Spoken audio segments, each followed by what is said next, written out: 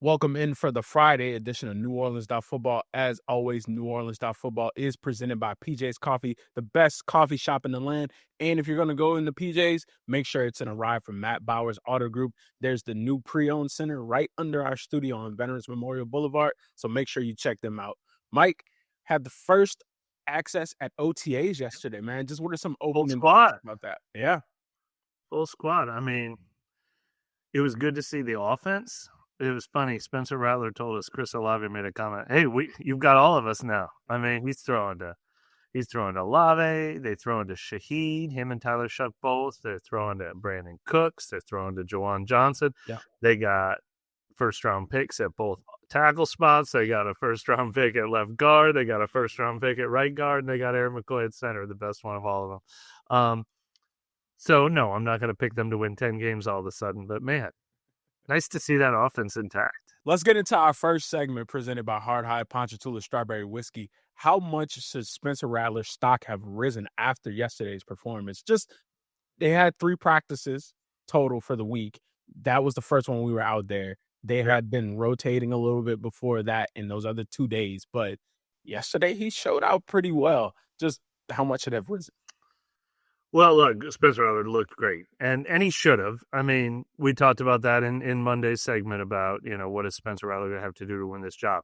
He should look ahead of Shuck now, for sure. He should look ahead of Shuck in the preseason. He should look ahead of Shuck in training camp. I mean, it's year 2, and the guy got to play 7 meaningful NFL games last year, even though he went 0-6 as a starter. Obviously, some of those were close.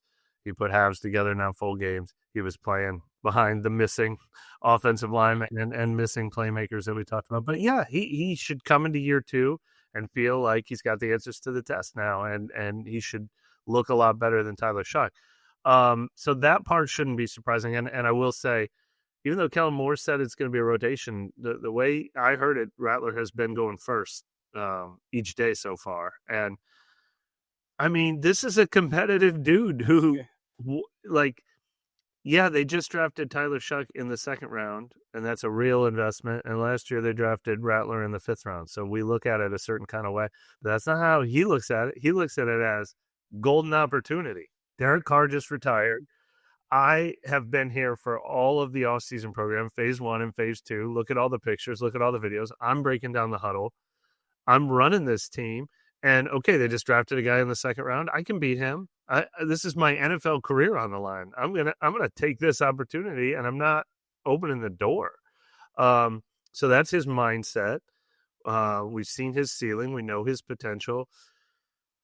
I'm buying that this is a real competition. I'm also buying that even if you're looking at it long term, maybe you throw Spencer Rattler out there first. If you throw Shuck out there first, you got nowhere else to turn. We were talking about that, like, what happens when you're 1-4 because the schedule starts out tough and you're like, all right, I guess let's bench Shuck now. Like, and then when are we getting him back? Like, then does it turn into one of those Bryce Young situations when they benched him for Andy Dalton? And that felt, I don't know. I think there's a lot of paths for Spencer Rattler to be like, I'm the veteran and you're the rookie and you're waiting behind me. Now, there's also a lot of paths to him not being able to lock down the job because he does have a cap on his ceiling, but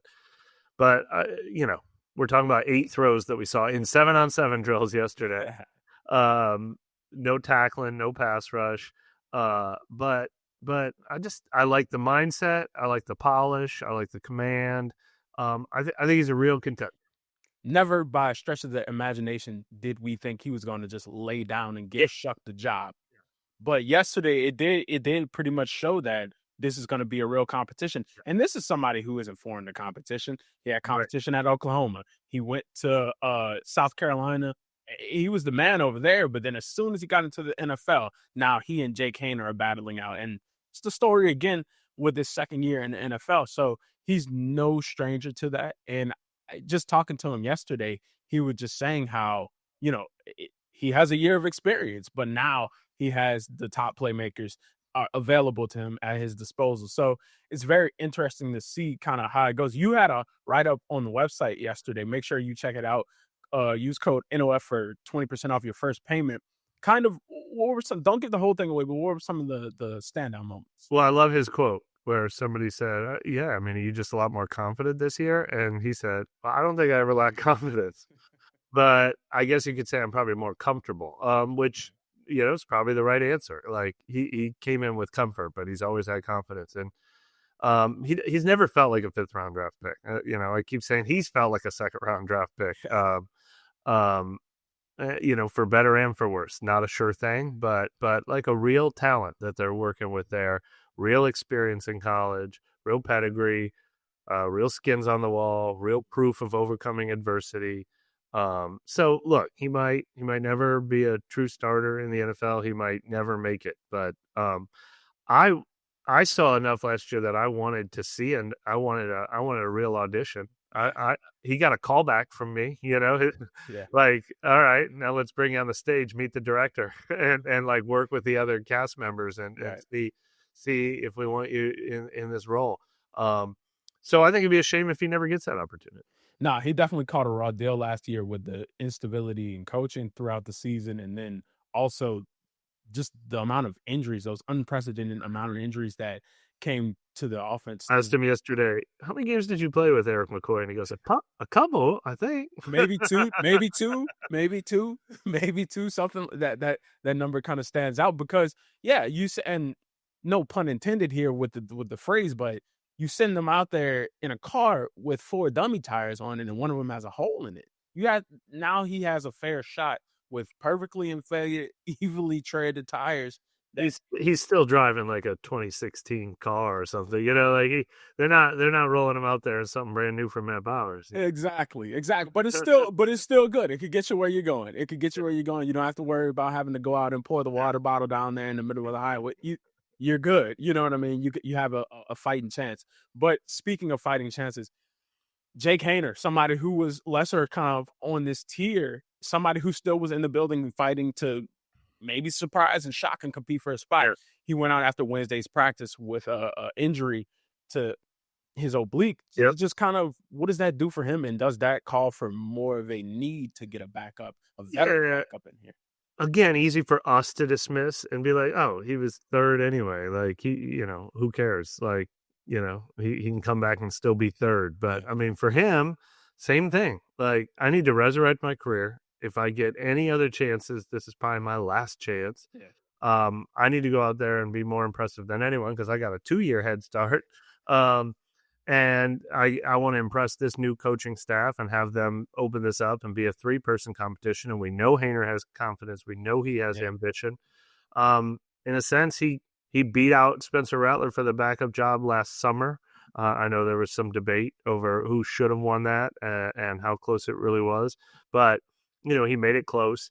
He made it a tough call, and he wanted to come back and do that again this year and look better than either of the other guys all throughout the summer. So this is a huge step back for him because he had to really thread the needle and had a real long shot opportunity, and now that shot just gets longer and longer. Now, if he's fully healthy in time for the preseason, then he still is going to get some training camp reps, mostly with the 2s and 3s. He's still going to get preseason game reps, probably mostly in the second half.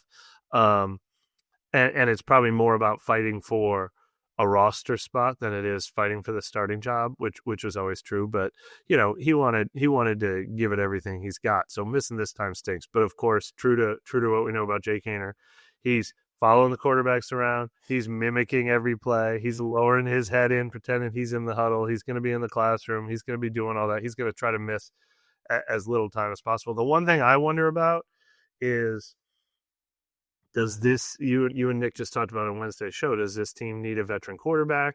It kind of felt like they weren't going to force that, but now, how much time is he going to miss? Do they now call a veteran quarterback, or do they call Ben DiNucci back or something because they want to have 4 healthy active quarterbacks, or do they wait and save Haener's spot for him? Yeah, I don't know. That's a real question, and that's a real concern because even like Nick and I's conversation from the other day, the point was made that there is nobody kind of in that room to turn to and say, hey, what does this look like? What do I do in this situation? Because you're all in a fierce competition with each other. And the only person with the most experience in there is Jake Haener. But even going back to Jake, just his experience in the NFL so far, it's been rough every offseason for this guy, man. Yeah. The first time he got hit with a PED violation. Then the second year, he got diagnosed with that skin cancer where he had to go get that taken care of in the middle of a quarterback competition. And now he gets injured the first week of OTAs. It's just setback after setback, but he comes in with his head high. So yeah, he does. He's a confident guy for sure. Yeah, for sure. So in terms of adding a veteran, I mean, Jake is a smart guy. He's gone through a lot of offenses and systems in his 3 years with the Saints. This is his third offense. So he has some of that experience like that, but I still do think you need an older guy in here for these younger guys to kind of go to and kind of be that mediation piece between the coaching staff and the active players. Somebody who isn't a threat to like start at any point in life. Yeah, it's interesting. I mean, Kellen Moore would know that better than we would. I mean, that's what he was. He was a backup quarterback. He was the veteran backup quarterback in the room when Dak Prescott was a rookie. He knows how valuable he was to Dak Prescott. So, yeah, I mean, hey, I've been there, I've done that. That comes from Kellen Moore, comes from Doug Nussmeier, and it comes from Scott Tolzien. All three of them former NFL quarterbacks. Obviously a small amount of starts among all of them. But no one's going to know that better than Kellen Moore if these guys need a Kellen Moore in the room. Right. No, for sure. And look, even relating it to the experience here, I was the intern, then I became the employee. So I went from having to go through somebody to get to Nick, then just directly getting to Nick. Now, whenever somebody new comes, I'm going to be that middle piece, for them to Nick. Just you guys got to see the way B's face lights up when there's like another intern in the room and beat the vet. Oh, B loves wearing the vet hat. But yeah, that's yes, because it's real, because you've been through that and kind of like how to help that person out. Like, maybe you should keep this thought to yourself. Let's workshop this before we end up at the big man. You know what I mean? Just things like that. But supportive, none the least. And at the end of the day, even if the idea is crazy, Nick will probably just say, "All right, why not? Let's try it." You know what I mean? But I think Kellen is in a new spot. He's a head coach. It's his first year as a head coach. He has multiple things to cover now. He has to cover the entire team, not just the quarterback room. And of course, you got Scott Tolzien and Doug Nussmeier in there to help along with him. But I think you do need to add somebody to kind of help be that. I don't know. The only thing is, I mean, there's arguments on both sides. Yeah, I mean, it'd be great to get Teddy Bridgewater back in here. I think he's got a high school team to coach. He only came back for the postseason last year after his high school season was done. I mean, first time in and winning the championships. Is it Carson Wentz? Is it C.J. Beathard? I mean, I don't know what it is, but I don't think so. I mean, there's valid arguments for that on both sides. I don't think this necessarily has to change it as long as they're confident that Haener's going to be back in time for training camp. So whatever you were going to do before is probably what you're still going to do now, because there's certainly no shame in all these reps going to Rattler, Shuck, and Hunter Deckers in the meantime, because those three guys can use as many reps as possible. Yeah, none at all. The veteran quarterback thing might be once the season comes around. I mean, that kind of thing happens all the time. I remember, did the Saints, was it Luke McCown? They cut one of his seasons here, and then surprisingly, the Falcons picked him up on September 7th or whatever, claimed him off waivers or whatever, and it was like, oh dang, they just snagged Luke McCown away. It's like sometimes the team might look at their young guys all summer long and then go into the season and be like, hey, let me go grab your McCown or your Fitzpatrick or your whatever now. Yeah. No, I mean, I feel like the Jake injury is a minor setback, but it's not a complete derailment of the system that they want to have moving forward. But let's move on into our next segment, presented by Bobby Hebert's Cajun Cannon Restaurant. We got to see the offensive line yesterday. You talked about it at the top of the segment. You got to see the complete offensive line comprised of all of those first-round picks, and Eric McCoy, the second-round pick, who basically was the first-round pick, but he's the best one out there. Kind of what was encouraging about the structure of that, it was Banks, Penning, McCoy, Ruiz, and Fuaga. Well, I mean, that's the no-brainer lineup, right? Mm-hmm. So they said all the right things. We want to get the best five out there. Oh, we're going to try everything. And, but we're like, well, didn't Banks start every game at left tackle in college? And didn't Fuaga start every game at right tackle in college? So why don't you just do that? And that's what they did. And it's a common sense approach. And look, keep your options open. That's great. If there is ever any reason why you want to move Banks to left guard, or you want to move Tolly back to left tackle, or there's an injury, or somebody's not performing like he should, that's great that they have the ability to do other things. But this should be the starting point. And it is. And there's tons of runway. I mean, we saw it with Fuaga and Penning last year. They decided first day of OTAs, Fuaga's a left tackle, Penning's a right tackle, and we're going to practice that way the entire summer. We're going to get them up to speed. And I think that worked out well for both of them. I mean, they weren't perfect, but they gave them every chance to succeed at those spots. So yeah, don't mix and match all summer long. Like, try to make this work, because this is the best case scenario. And so I think this is what it should look like in week 1 too. I think, and look, you took Banks 9th, you took Fuaga 14th. I mean, Banks is supposed to be the dark blue chipper, and and Fuaga is supposed to be the medium blue chipper, and so make Banks your left tackle. We know Fuaga can play right tackle. Like, Kellen Moore said, everybody makes a big deal out of left versus right. The best pass rushers line up against both of them. You got to have good ones at both. That's great. Find your Armstead and your Ramczyk. Like, that's great. But this makes sense for where those two guys should be. And so best case scenario for the Saints is that those guys look comfortable in those spots, and they never look back for the next decade. Yeah. That really, with those guys. And left tackle and right tackle are the most two important spots, and those are your two biggest investments. So make them work there. And that leaves Trevor Penning as the odd man out. And look, sure, he showed some life as a right tackle next year, but I'm not making my plans around Trevor Penning. It's the last year of his deal. Mm-hmm. Maybe he pans out, maybe he doesn't, but he gets last pick. You put Banks where he's supposed to be, you put Fuaga where he's supposed to be, and then what's left over, and that's going to be left guard. Yeah. I thought, look, we've always talked about, there were people who told us behind the scenes, I don't see the fit there at guard. We think he's a tackle. Part of that, I think, was their desire that Penning had these traits, this incredible athleticism, this incredible size, and I think part of their thinking was, it's our job to make that work. Like, this guy is a rare talent. Well, now they've got two better rare talents at tackle, so you don't have to force Penning to work at tackle. You just find whatever use you can out of him. And I think he could be okay at guard. Nick's made the point, you have to react faster at guard. He hasn't been great at reacting fast, but the counterpoint is he hasn't been great out in space. Now there's less space. Maybe he can just use his physicality, certainly his run blocking ability. Right. And they're going to give him a lot of runway too.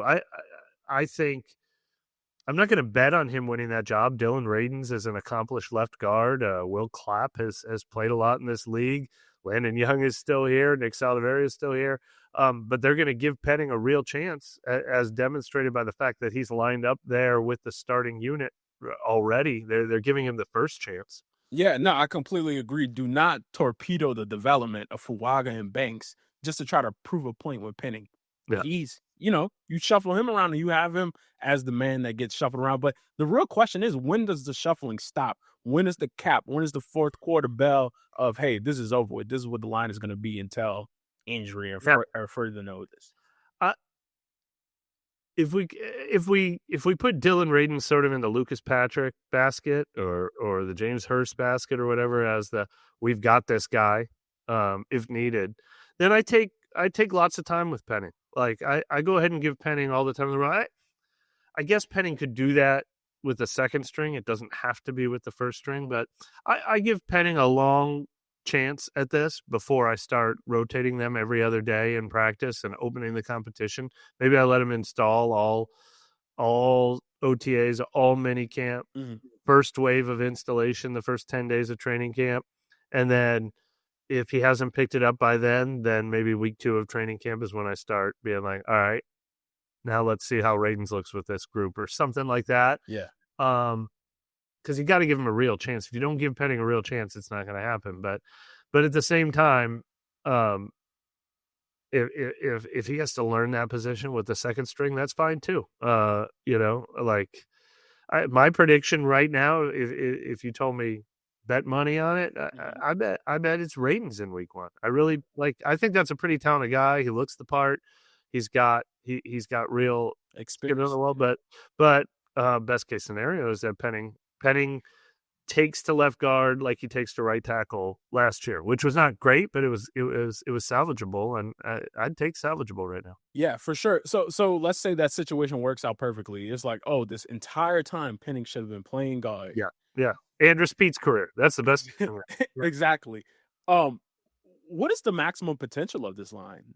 Are you having a great? 1,000-yard I don't want to steal this point from Nick. I mean, that's the strength of this team. That's why you can look at this team and be like, the cupboard's not bare. Like that's not a usable offensive line. That's a top tier offensive line. It should be. Yeah. 4 first-round picks and McCoy. Yeah, definitely. They should be great. I mean, will they be great right away? Banks is a rookie. Fuaga's in his second year, but yeah, I mean, protect these young quarterbacks, establish a run game, be great at the run, be stubborn with the run. Yeah. Offensive line should be what gives this team a chance to compete. Yeah, for sure. We're going to hit a quick break, and then when we come back, we'll talk more. Keep it locked to NewOrleans.Football. Rouse's Markets is voted best grocery store in New Orleans, best grocery store in Baton Rouge, Mississippi, Gulf Coast, Thibodaux, Houma, Hammond, Lake Charles, Mobile, year after year. Thank you for choosing us best grocery store on the Gulf Coast. Number 1. Thank you. Thank you. The number 1 grocery store In Mississippi, Alabama, Louisiana. 1 million customers a week can't be wrong. Welcome to Rouse's. The NewOrleans.Football show is proudly presented by PJ's Coffee. PJ's Coffee has some of the best drinks that you can find. They have locations all over the city. They have pastries and everything else you need to get your day started. So go check them out. Looking for the best insurance coverage at the lowest price? Look no further than Chabert Insurance, the Earhart Agency. They are a local independent insurance agency right here in New Orleans, specializing in home, flood, and auto insurance. At Chabert Insurance, the Earhart Agency, their dedicated team will shop every available carrier in the market, ensuring you get the most comprehensive coverage at the lowest possible price. Why settle for less when you can have the best? Trust Chabert Insurance, the Earhart Agency, to protect what matters most to you. I do. I've been a client of theirs since 2021. Call them today at 504-326-6526 or visit them online at Protected by Chabert. That's 504-326-6526. Chabert Insurance, the Earhart Agency, your local insurance experts. Hardhide Ponchatoula Strawberry Whiskey is an 86 proof blend of aged wheat bourbon, American light whiskey, and fresh Ponchatoula strawberries. Blended in New Orleans, it is not for the thin-skinned. Look for it in your favorite stores, bars, and restaurants. Welcome back for more New Orleans.Football. It is now time for our next segment presented by Chabert Insurance, the Earhart Agency. Mike, we just finished talking about Trevor Penning and how they've shuffled him around on the offensive line to try to give him another chance to be a starter on the field. But which Saints players are most likely to be resurrected with this blank slate approach with Kellen Moore and the new coaching staff? He spoke a little bit on it yesterday, in particular with Kendre Miller, about how the past is the past and we're just going to move forward.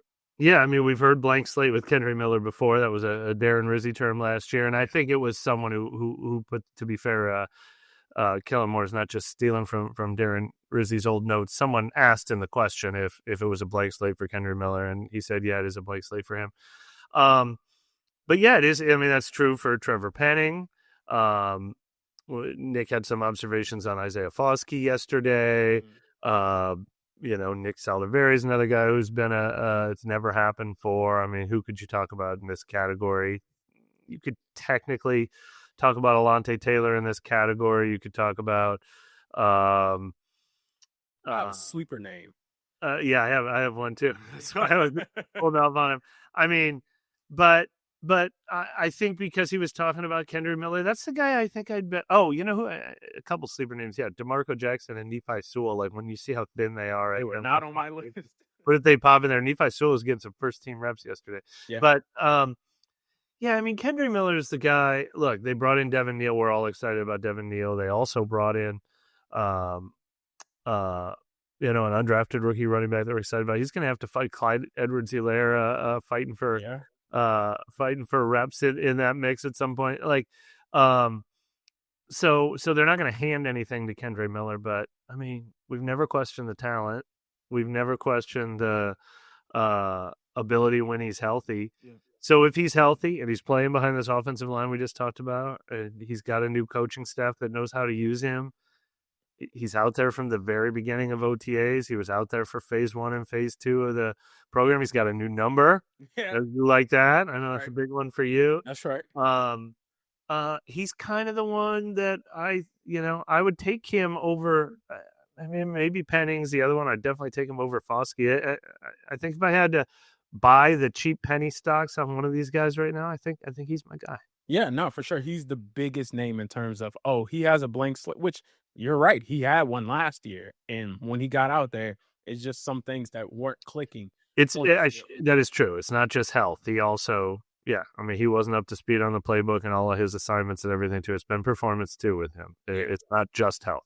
Right. And now with this new offense, now he's starting off just like everybody else, absorbing this new language, getting in there. But now he's getting the reps.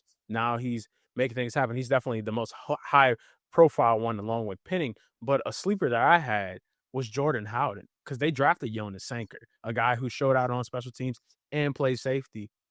Even if Howden was going to take the role of, now I have to show out on special teams, Sanker already does that, and he's younger. So I think that's a guy who definitely needs to step up in this new defense. No question.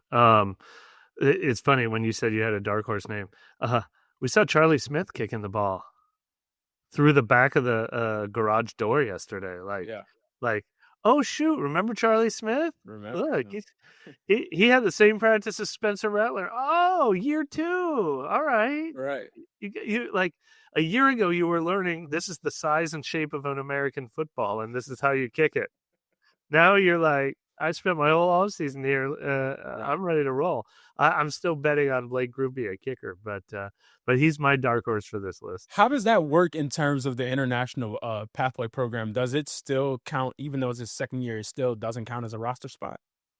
Oh, you're putting me on the spot. I think that is correct. I don't know if they get that exemption like on the practice squad all year long, but it's time for him to be trying to earn a 53. You don't get a 53-man roster exemption, and that's what it's time for Charlie Smith to do now, is earn I get to hang around because my exemption. He's competing. Yeah. He's competing for the job, for the taking up a roster spot job. Yeah, legitimately. I'm just thinking about that open practice at Tulane last year when he blasted it in there, and it set us all on fire, man. We were like, oh my gosh, this might be the guy. But you're not winning the job with 70-yard kicks, though. You're winning the job if you make as many 40-yarders and 45-yarders as Grupe does. So exactly. That's what we're going to have to see all summer long. Exactly. And Grupe, he was pretty solid in that last season. Any other names on this list? Like, what about Saldiveri? Is he completely kind of... I didn't even mention him, right, when I said Penning or Dylan Radins or... You did at the end. You snuck him in there. Or Will Clapp. I put him low on that list. Now, look, he was getting the second-team reps at right guard behind Cesar Ruiz. New position for him. They've always talked about him having that center guard capability. Health has been a big one for him, too. So it's not out of the question that he looks better than Landon Young and Will Clapp and these other guard center types, and ends up as that top backup at all three of those spots. And he gets a new coaching staff, and he's obviously got the size and the athleticism. Yeah. So I can't rule him out. Can't rule out Isaiah Foskey. He needed this bad. Hold on. That is a name we will save when we come back from the break. Foskey? Yeah. All right, but I'm just not betting on those guys. But those are guys who need this. They need a blank slate. Yeah. Like I just said, you want to hear about Isaiah Foskey, you got to come back after the break. Keep it locked to NewOrleans.Football. I got hurt in a car wreck. Why should I get Gordon? Because when you're hurt, you need money. And I fight for the people of Southeast Louisiana every day. I got a client who injured their neck in a car wreck, $250,000. Another client was hit by a big truck and needed back surgery. I got them $700,000, and they deserved every single penny. That's what I'm talking about. Why wouldn't I get Gordon? If you've been hurt in a car wreck, just call me, New Orleans. Get it done. Call 504-800-8888. Bobby Heber's Cajun Cannon Restaurant dropped some new apps, and they nailed every single one. The Southwest Chicken Egg Rolls, crispy, packed with flavor, and the avocado ranch seals the deal. Crab claws in a creamy Cajun sauce? Don't forget the French bread. And the fried chicken cracklings? Crunchy, sweet heat. You'll want your own plate. Open 7 days a week, and yep, they deliver late. Bobby Heber's Cajun Cannon Restaurant. Delicious food, superior service. Attention Saints fans, don't let pests and termites invade your home field. Trust the team at Red Pest Solutions to tackle those unwelcome visitors. Call the Red Man today for unbeatable pest and termite control. Score peace with no pest. Visit redpest.com, REDDPEST.com. Welcome to the Queen Casino, where entertainment meets unparalleled customer service. From our days on the water to our new land experience overlooking the Mississippi River, our dedicated staff is here to ensure your visit is nothing short of exceptional. Whether you are coming or going, our well-lit parking lot and security team provide guests with red carpet treatment. Our security team keeps watch so you can focus on fun and fortune. From table to table, our attentive staff is here to serve up the ultimate experience. Join us at the Queen Casino. Your royal adventure awaits. Welcome back to NewOrleans.Football. It is now time for the Get Gordon question of the day, presented by Gordon McKernan Injury Attorneys. Today's question comes from Bohan Bone. The question is, what is the projected defensive front seven with the current roster? This is a good question because I had a segment all in here about our defensive observations, and I was like, oh, we'll get to it in the Get Gordon segment. There you go. Yeah, a couple interesting things. First of all, we had some veterans who weren't there, Devon Godchaux and Nathan Shepard, who I think will be heavily, obviously, in this mix when they are here. It's voluntary. I don't know if they were just missing a day or if they're missing weeks at a time at this point. We'll find that out as we go forward. But we saw a few different fronts. We saw their 5-man front, where they had the nose tackle, and it was Colin Saunders playing nose tackle in that front because Godchaux wasn't there. I think it'll normally be Godchaux. And then we see the big defensive ends on that front, and it was Jonah Williams, the veteran that they brought in here, who has experience in this kind of defense, and Brazee on the other end, who I think will always be in that front. And then out on the edge, we got Cam Jordan standing up on the edge, like Rob Ryan's back, and Carl Granderson. And Chase Young also wasn't here for this voluntary session. So we saw that, and then we saw Vernon Broughton rotate in. He was one of the interior defensive ends when he was in that front. And we saw Chris Rumpf, the veteran that had played in Brandon Staley's defense before. He came in and he played out on the edge with the second team, along with Bosky out on the edge. So I think that all makes sense. The one question I actually thought Jordan might be an interior defensive end and not an edge end in this front. And time will tell what he is. Yeah. But I actually found it a little curious that he was playing edge, and I'm sure he likes that. He'd take 30 snaps a game doing that. He'd take 18 snaps a game doing that. Turn plus, man. He wants chances at sacks, even though he's good at doing the dirty work.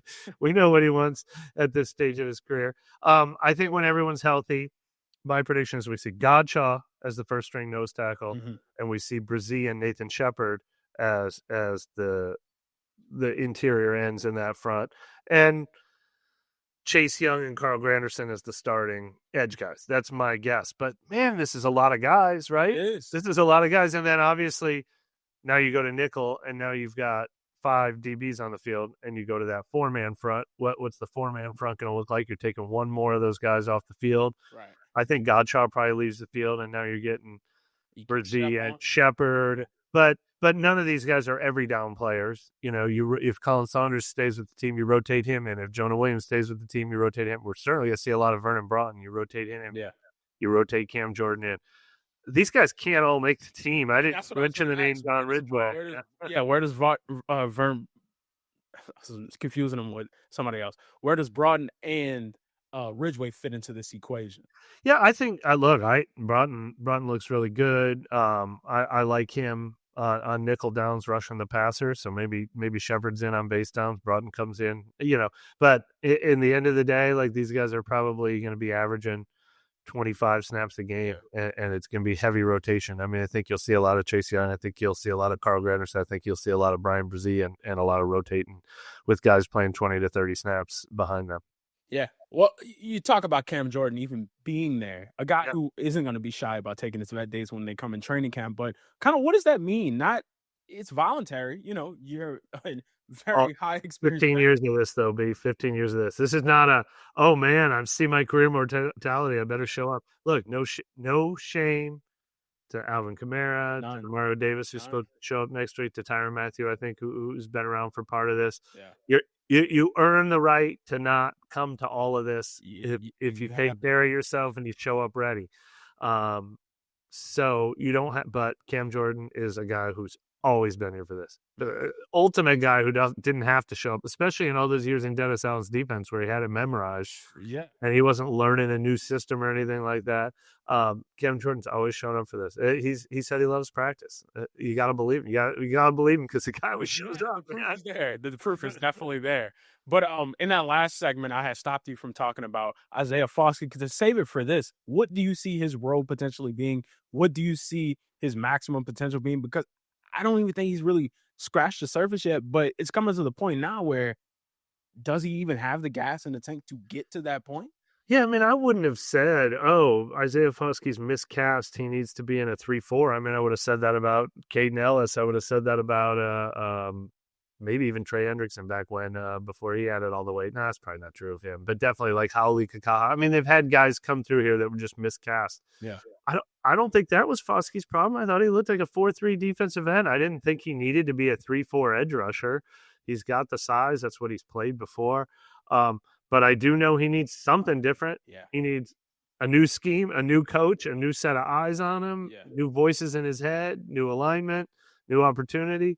I can't bet on him finally having the light bulb turn on. I thought it was starting to turn on a little last summer. He looked pretty good in OTAs and minicamp. He had opportunity last year. And he just, he got on the field and he just was never able to take advantage, even in a position group where they needed any kind of spark, and he didn't provide it last year. So do I think he'll provide it this year? I don't know, but at least he's getting clean slate in every way: scheme, system, coaching, opportunity. Being evaluated fresh. He should have changed his number too. Notions. Yeah, he should have changed his number. 25 is available now that Wendry Miller gave it up. But you can't be doing 25 not like that now without the skill. That was good. But look, can I bet on it? No, of course I can't bet on it until we see it. He's in the gotta see it first category. No question about it. Yeah, no question about it. Well, that'll do it for this edition of NewOrleans.Football. Make sure you keep it locked to NOF for the latest on the Saints. Catch you next time.